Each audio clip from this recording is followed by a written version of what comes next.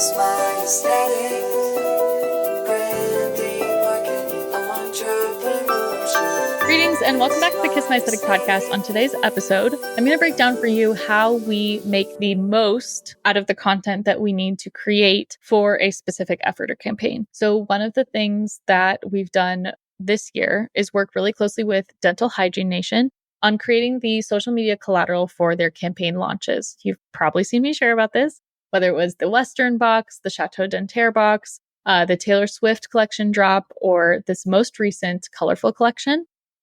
What we have been moving towards as an SOP for creating content when there either isn't any or there's not a lot is been really effective. So I want to share that, and I really want to create this podcast episode as a way to document what you can do to tease, release, and then launch any kind of product, program, anything from a content standpoint. So the first thing that we need to think about, of course, is the creation of this whole idea. Typically for Dental Hygiene Nation, we are designing the concept of the box anywhere from 4 to 6 months ahead of when it needs to be ordered and assembled.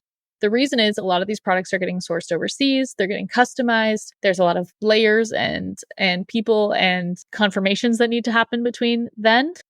So what we do when it comes time to actually release and post all of these things is come up with a posting schedule where we create what's kind of called like a content flood. And the idea with that is to go hard, ride really hard for anywhere from 7 to 14 days on that specific initiative. So there's some tips and tricks I've picked up from along my time of working with Dental Hygiene Nation, with Hotel Lobby Candle, with some of our other brands, and even now on our own socials that I think will be helpful to you as marketers and also small business owners to really stretch out that moment to get the most impact. As we know with social media, it's not about posting once and hoping that your audience takes action, but your audience needs at least 17 different exposures to a message to actually do something about it, right? And this is all organic content, by the way. We're not talking paid. We're not getting into ads, but purely organic social media content that fits to a theme, a vision, a directive. That's what we're going to be going over today. So the first thing that we always like to do when it comes to revealing this subscription box, and if you're not familiar, definitely go back to that podcast episode with Caitlin from Dental Hygiene Nation. They roll out a quarterly subscription box. In the box, it's a custom design, custom specific to that quarter. It's got items in there that are just fun items to have. Think kind of like Target dollar section style stuff, like pouches and hair ties and things like that, but nicer quality, nicer than $1. And also dental implements. So things that they can actually use as dentists in office, in the operatory, in their day-to-day practice. So when we're thinking about how we're going to roll out or expose this theme to the audience, we're starting that all the way back 4 to 6 months back. Theme usually is coming about to fill either a gap in the aesthetics of what we've done so far or capitalize on a trend. So this collection, the most recent one, the one that I'm going to be talking about on this episode, kind of checks both boxes. So we'd gone from Western to French to sporty with Olympics. And now we needed color, right? Because we hadn't done anything colorful and loud and pretty in a while. So we went for this really bold, like multicolor stripe look. And it ended up with kind of the name Colorful Clinic as the theme, the box theme. As we're starting to plan the social media rollout content for this, the dates that you most need to know are: when is your launch date, meaning people can go buy it from the site? When is the reveal date, which should be a few days before? And then when is your tease date? So to kind of map it backwards, if you're going to make it available for purchase on a Friday, maybe you want to reveal the theme on Wednesday, which means you need to be teasing as soon as Monday, right?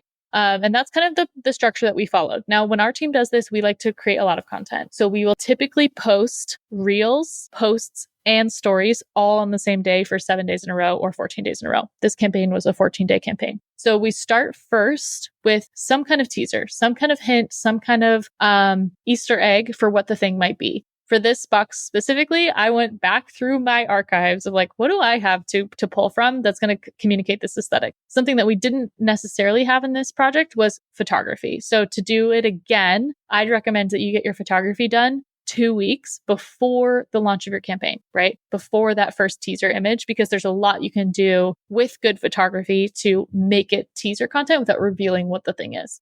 So the first kind of video we started with was more of like a mood boardy style shot that said, finding inspiration for our next subscription box. And our encouragement in these posts is to get people to start to guess what it might be in the caption, right? To get the audience hooked and be like, ooh, that's interesting. I wonder what it's going to look like. Because this is a subscription-based project or product. The goal is always to get more subscribers. So they have a certain number of boxes that are left kind of in the balance for people to order that aren't already on the list. So we have to serve not only the audience that hasn't subscribed, but we need to serve the subscribers in a way that they get excited for this thing to show up on their door. So it's the first post. Next post after that, we're starting to play with some more hints, right? We got striped umbrella. It says new reason to smile brighter. We've got the logo kind of in the clouds to the top, continuing to kind of paint the picture of the story of what this aesthetic might be. What is this rollout? Where are we taking people? What kind of world are we building, etc.? And that world building goes right into all of the mid-journey images. So the mid-journey images we actually create as part of the initial box design concept. And the mid-journey images are helping us to tell the story of place and time. So for this one, we focused a lot on those stripes. We focused on a summer energy. We wanted really, really bright scenes. And we've got kind of this exterior office where we superimpose the logos as kind of the, coming soon, don't you want to see what's inside kind of teaser, and getting people excited for what's to come in the box. These mid-journey images perform really well for Dental Hygiene Nation because most dentist offices are pretty plain and boring. So creating kind of this fantastical universe for people to kind of see themselves in preps them for what the products will be, right? It's also the image that ends up on the postcard that comes in the box. So again, creating content at this point, we've shared no product images. We haven't told people what's in it. We haven't showed them the exterior of the box. We've got a teaser video, we've got a post, and we've got some mid-journey images. The next piece of content that we're rolling with is kind of a sneak inside our Pinterest board. So we'll use kind of like a quick flow of photos to showcase what is going in the Pinterest board. And something to really not be overlooked here is your soundscape. So for a lot of these campaigns and like really optimizing your content, when you're doing a launch, when you're launching a collection, when you're doing a drop, when you're doing a campaign, is thinking about not only what are the visuals and the styles, but what is the sound that we're hearing? And with all of the like fun summer pop music that's coming out between Chappell Roan, Sabrina Carpenter, like this was the energy for sure. Like something fun, something bright, something punchy. So that's what you'll see with the Pinterest board one. Then we're getting into another piece of mid-journey teaser content with a little bit of motion activation on there. Again, continuing to paint the scene and continuing to give some structure to the environment in which we're seeing this collection, right? Like what is the place? Where are we putting people mentally? What is going to prime them so that when they see the products, they're like, okay, yeah, I want that because it looks like the way that this place is. And I feel like we did that really well with like the Western collection and with the Chateau d'Anterre collection is we had a lot of teaser content that was really showing place and showing sense of place so that the products, you weren't just getting stuff that like looked cute because it was cute on face value, but it was part of a larger story. It was giving you that escapism. It was giving you something to look forward to. So again, mid-journey teaser, some animation. We've got some bright blue clouds. It's a really funky office. We've got some text graphics. And then we start to play with photography. So you can still use product photography in your teaser content in a strategic way. And one of the ways that we did this was actually zooming in super extreme on some of the products in the reveal, but not all of them. So we would zoom into the product and say, like, guess what they are in the comments. And the best part about this collection drop particularly is on some of the images, like you really can't tell what it is. So we got to get some good social engagement. The other thing we did with all of this content to really make the most out of it is we took all the carousels and repurposed them as stories by just sharing them to stories and adding some kind of interactive element. So something you want to think about when you are sharing your content is that the post itself is like kind of not enough.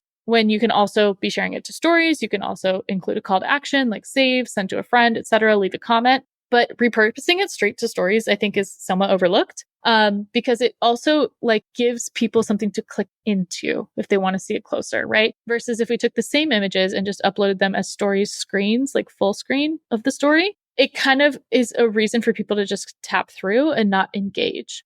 So we really did this kind of tight zoom of some of the products. We had people guessing in the comments what they were. We saved a lot of those guesses because a lot of that can also serve as future product inspiration. So people were guessing what the items might be, like shoelaces or a wine opener. And if they're guessing that, that might give us clues to what a future collection drop item might be. So I'm always screenshotting those responses and like filing them away so that we can come back to them and see what happens, right? Then we finally get into the actual box reveal.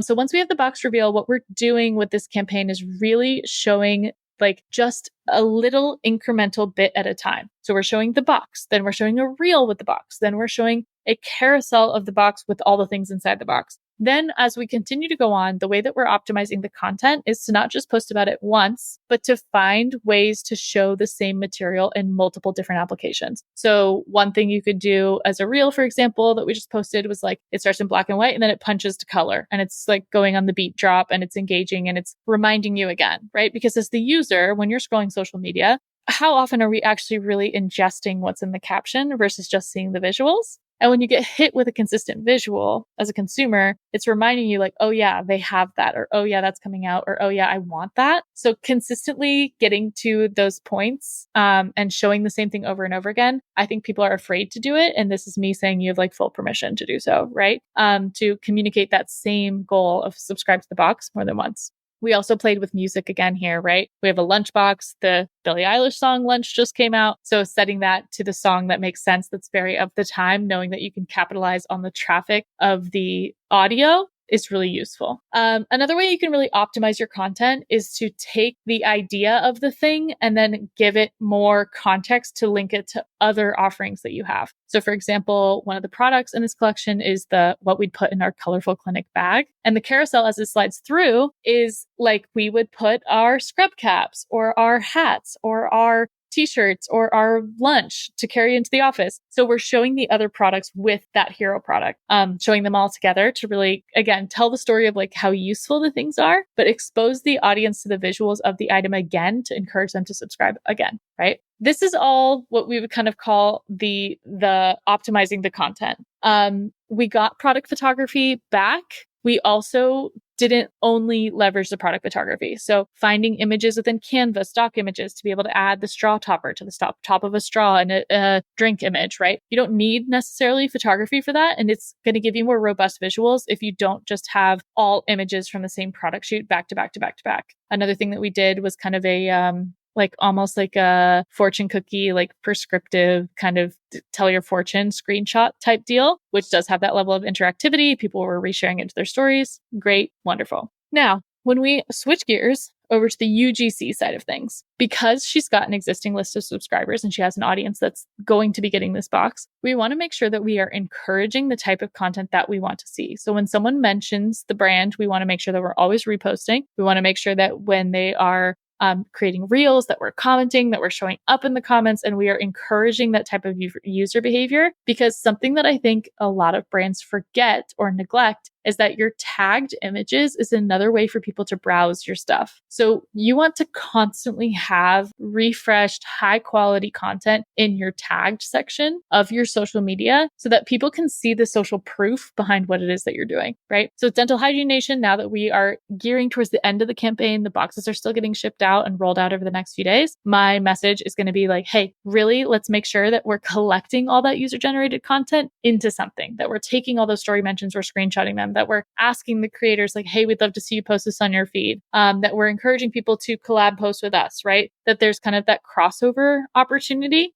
to really showcase the actual user using and enjoying the product. And when you raise the bar on that and you have high quality people like putting out high quality content, high quality accounts, that raises the bar for the expectation of the thing moving forward. And it encourages your audience to want to create more user generated content that'll get picked up by your account. In the case of Dental Hygiene Nation, they've got pretty decent following, 80,000 on Instagram. That helps kind of push this to the top, and definitely makes it advantageous. But the other bit of it is like having UGC on behalf of brands. So there are brands that also contribute to the subscription model. And what they've done here is really curate the brands that belong in each box so that it's a benefit to the consumer, but it's also a benefit to the brand. So encouraging the audience to then also go back and tag the brands and then showing future brands, by the way, when we send out the subscription, this is the kind of traffic it gets on social media, is a great way to really, again, optimize your content, optimize your UGC, and make it work for you because it is a big effort. And what I'd love to see even happen from this is like, how do we boil this all down into a case study? Let's take a look at the analytics. Let's see what performed. Let's see what people are excited about. Let's see the audios or the edit type or the video that really shows good numbers on social, and use that to inform our strategy moving forward. So thinking about that is another way to take what the effort that you are making in your campaign or in your launch, and roll it forward. Granted, it's not going to be as necessary if you're like, it's our grand opening, here's our launch, because you're not going to do a grand opening again. So always take your stats with a grain of salt. But I think what we've done really smartly in this campaign is not leverage too much of just looking like a dump of the photo shoot on the feed. So balancing product photos with text-based carousels, with reels, with, our own AI images or versions that are coming from a blend of stock plus product photography, really gives variety and it makes it something interesting to look at. And then the best part now is that you can kind of scroll back through and see when those launches are, right?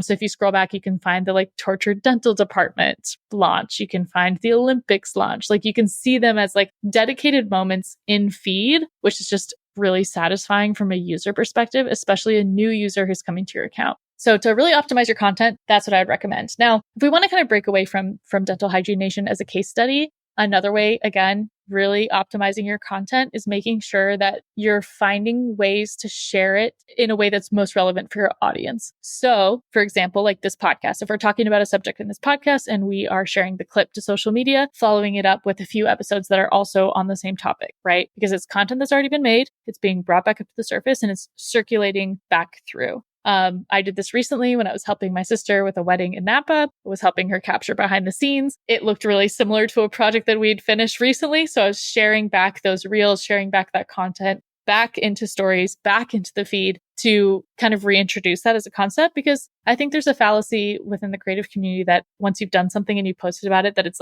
dead and that you shouldn't bring it back. And that's really not the case.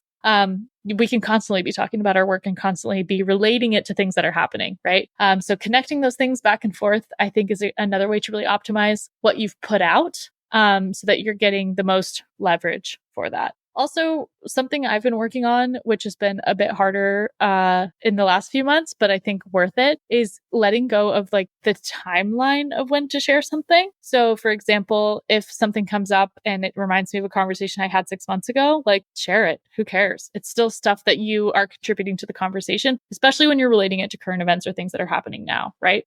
So that's another kind of tip for you, is just because it's been posted a long time ago doesn't mean it can't be resuscitated to the top of people's minds or the top of the feed. As this campaign with Dental Hygiene Nation comes kind of to the end of its cycle, I would totally recommend that she utilize some of the comments in the comment section as additional content or reviews or anything like that kind of keeps the concept of being subscribed to the box top of mind. So not because there will be a closed window, right? At some point, this box is no longer going to be available to purchase. When that date happens, we want to make sure that we are encouraging people to subscribe in general, right? There's still a sales message that says, this was so cool. We know you have FOMO, subscribe before you get to the next one, right? You're definitely going to want this because you just saw it pass you by and you're like, dang it, I really wanted that. Now it's gone. So you're creating a little bit of that urgency. I still think you can drive people to be engaged in the brand by selling whatever the concept of the brand is. So same thing, let's say you have a swimwear company and you did your swimwear launch and then it's the end of the season, telling people to be subscribed to